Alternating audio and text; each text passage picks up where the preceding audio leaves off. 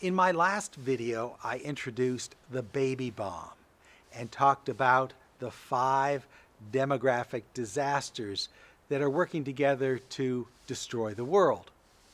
And in this video, I'm going to give you a little tour of the world, looking at some of the countries and how the baby bomb has affected them. But before I do, I need to talk about a magic number. It is 2.1. That is the replacement fertility rate. In other words, that's the number of babies that an average woman in a country or a community must produce in her lifetime to refresh the population. And obviously, she needs to produce 2 babies, not just 1, because males can't do it. And she needs to produce that 0.1 because not all of the babies that she bears are going to live to reproductive age or to be able to reproduce once they get there. So she needs a smidge more than 2 to refresh the population, to sustain the population over time. So now that we know what that number should be, we can look at all the countries in the world and see where it actually is. And over here is a list of most of the countries in the world by their fertility rate. In other words, by the number of babies an average woman produces.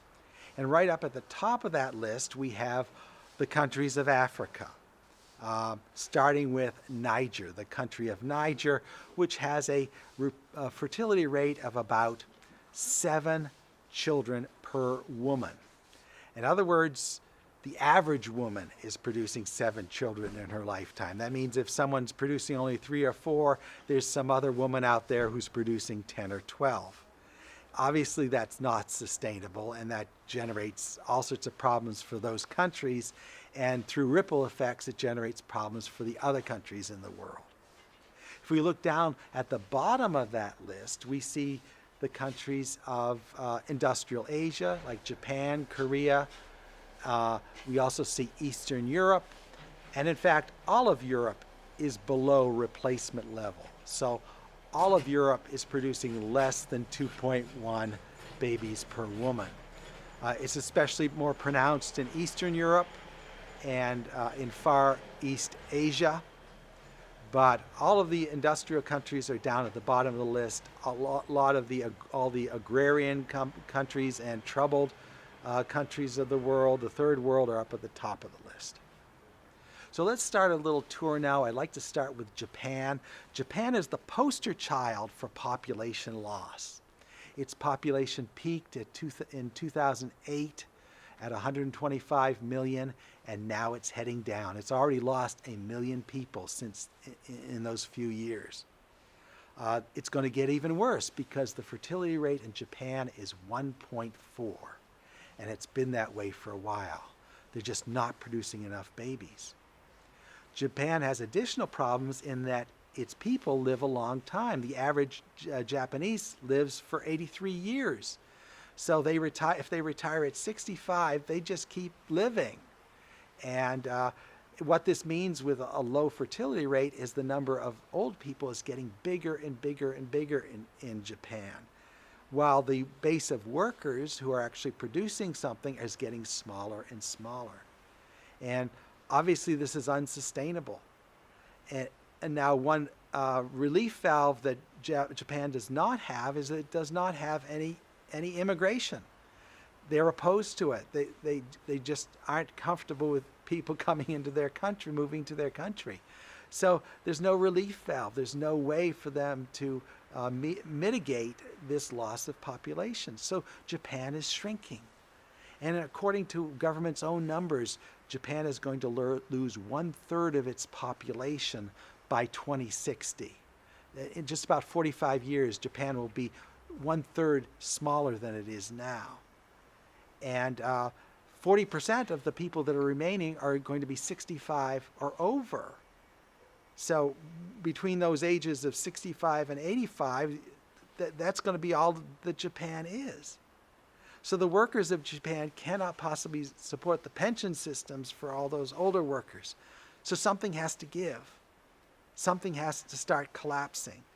And And I don't know what it is. I don't know exactly how Japan is going to collapse, but like the Titanic that's taking in more water than it's pumping out, something has to fail. Japan has to fail in some catastrophic way. You can contrast that to the country of Singapore, just a small island nation down to the south. Singapore has an even worse fertility rate than Japan has. It has only 1.3 children per woman. However, Singapore has immigration. Singapore is a nation of immigrants from India, from Malaysia, from China. So Singapore, in theory, can deal with its problems just by opening the floodgates and letting more people in. They already have a system for assimilating people into their culture. So Singapore is going to survive. Singapore is not going to be a disaster. Back in the disaster realm, however, let's look north at China. China is a big surprise here. China used to be an engine of the population bomb, of a population explosion. Back in the 60s, we used to worry about China taking over the world because they were just getting bigger and bigger and bigger. And they had fertility rates up around 4 or 5 babies per woman. And then in the 1970s, China, responding to this crisis, instituted the one-child policy, where parents would be penalized if they had more than one child. And it was wildly successful. It worked. And it worked too damn well. Because now China's fertility rate is around 1.6. It's not nearly enough to refresh its population. You think that this was a good thing, that China was getting too big, so they instituted this program to bring down the population, and it worked. But now you got the same problem that you have in Japan. The Chinese people are just getting older and older. The number of workers is shrinking. And Japan is at risk of losing the very thing that made it a powerhouse in the world stage, which was this endless supply of cheap labor. China no longer has that. The labor force is getting smaller and smaller, while the retired people force is getting bigger and bigger. And you're just not going to have that cheap labor anymore. And China is going to lose its position. At the same time, China has weapons, has nuclear weapons. It has a big military. And when things are failing at home, there's a huge temptation to start using that military might to try to bolster its position. I don't know how that would happen, but it's a risk. You don't want a failing nation to have too many weapons. And China has plenty of them. So who knows what's going to happen to China, but we know that it's taking, like the Titanic, it's not producing enough babies. It's taking in more water than it's pumping out. In other words, it's not producing enough babies, so the population is going to shrink, and in a way that isn't healthy for China. You have a similar situation over in Russia. Russia has a fertility rate of about 1.6. It has a population that has been falling for 20 years. Since the early 1990s, the population in Russia has been falling. And you can't sustain a growing economy when you have a falling population. And Russia has nuclear weapons. Russia has a powerful military. So you don't want a failing nation to have a powerful military, because when things are failing at home, the temptation is great to have adventures overseas that try to bolster things, either bolster public opinion at home or try to gain more economic power through military force. So Russia didn't have a baby boom. Unlike America, Russia had no baby boom. It had almost the opposite. In World War II, it lost millions of people, mainly young people. And so we don't have this cushion that America has, where your birth rate can fall for a long time without the population falling. Right now, Russia's population is falling, and the prospects are for it to continue to fall. The interesting thing, the population peaked at 149 million in 1991. Japan's population peaked at 125 million. It's kind of interesting to see Japan, just this tiny nation, with 125 million, and Russia essentially only slightly more population for all that vast area. So Russia is sick, and I think the sicker that it gets, the more aggressive it's going to get in the world. So maybe we haven't seen anything yet about how aggressive Russia can be. The countries of Eastern Europe are vulnerable to Russia because they too have a falling birth rate and soon a falling population. Poland, Hungary, Romania, all of those former communist states are very vulnerable because they can't sustain their populations. And when you can't do that, you're open to all sorts of political instability. You're open to populist parties coming to power and promising to fix things while actually making things worse. And you've got Russia meddling in the Eastern Europe. You've got essentially a tinderbox waiting to blow up. Moving over to Greece. Greece is firmly in the European Union, but for how long? It has economic problems of its own, which aren't really related to demographics. It turns out that somebody gave Greece a credit card, and Greece maxed out its credit card, and now it can't pay its debts. And demographics only exacerbate the problem. If a country's economy is failing, then people stop having babies. Right now, the fertility rate sits at about 1.3. At least a couple of years ago, it's probably even less than that. When economy is in the gutter, people hold off on having babies. So they're setting Greece up for even more population loss. Furthermore, people in Greece can work anywhere in the European Union. So the most talented members of Greece's workforce are leaving Greece and going to other countries where their prospects are better. So that's also putting pressure on population. So you have Greece imploding. Greece's population is falling, and there seems to be no way to prop it up. As long as the population falls, then the economy gets worse, its ability to repay its debts get worse, and people are more reluctant to have babies, and more people leave. Now, moving to the countries that seem to be okay, we have Germany, which has a very low fertility rate. They're not keeping up in Germany.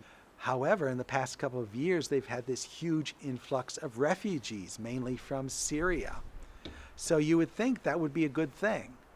You would think that Greece needed population, and all of a sudden, here come a lot of immigrants. But with those immigrants become a lot of problems. You're taking in people indiscriminately. They may not assimilate into your culture very well. They may cause a lot of problems. They bring terrorists with them, and this could prompt a backlash from Germany, backlash from conservative parties in Germany that say, well, let's just shut this thing down. Let's shut out all these immigrants and stop this immigration wave from happening, which puts Germany right back in the same seat it was in before. It's not producing enough babies. One country that does seem to be producing enough babies, probably the only bright spot in all of the developed world, is France. France has a fertility rate of about 2.0. So it's producing almost enough babies to refresh itself. Plus, it has a fairly healthy immigrant stream coming in. They've got their refugees as well, but taking their own birth rate plus the refugees, France would seem to be okay. So I'm not prepared to look below that number to see if France really is okay, but on the surface it would seem to be. And the way it maintains its population, it maintains its birth rate, is France is very family friendly. It's almost socialist. It provides a lot of services to parents. It makes it very easy to have a baby in France. And most other countries can't seem to do that. we cross the ocean over to America, we've got another thing that looks like a success story, but maybe it is, maybe it isn't. America has a fertility rate of 1.9, which seems not too bad, and has a healthy immigrant rate. We attract high quality immigrants without too much difficulty. So America would seem to be okay.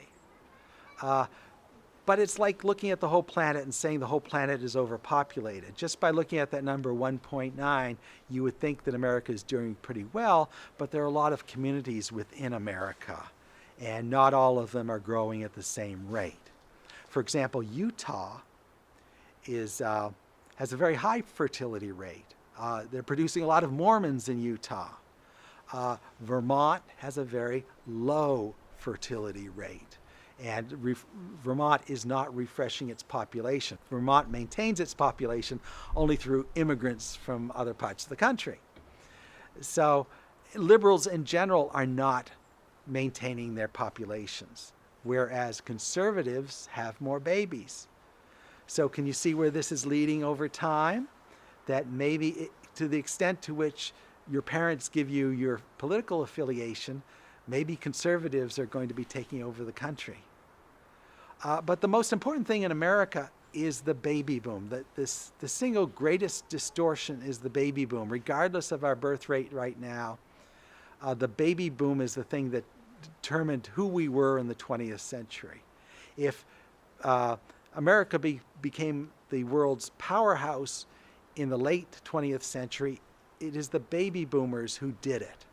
The baby boomers created this bubble in the late 20th century. Because even though the baby boom ended in 1964, those baby boomers kind of rolled through the economy for the whole rest of the 20th century. When they got into their 20s, they got married, and they needed houses. So this fueled a construction industry, and they bought things. And so no matter what you were selling in the second half of the 20th century, the baby boomers guaranteed that you would have an ever-growing market for that. Now what's happening now is the baby boomers are reaching retirement age. And what people do when they retire is they stop buying things. You don't need to build many new houses for retired people. They're downsizing their houses. They're not buying stuff to fill their houses with. They're not raising kids of their own, so they're not buying stuff for the kids. When people retire, they shift from being producers for society to being drains on society. They start drawing on their pension systems and their pension funds, and they stop producing new tax revenue, for example. So what these baby boomers are doing is, first they're going to bankrupt the economy. They're going to stop buying things. The economy will contract.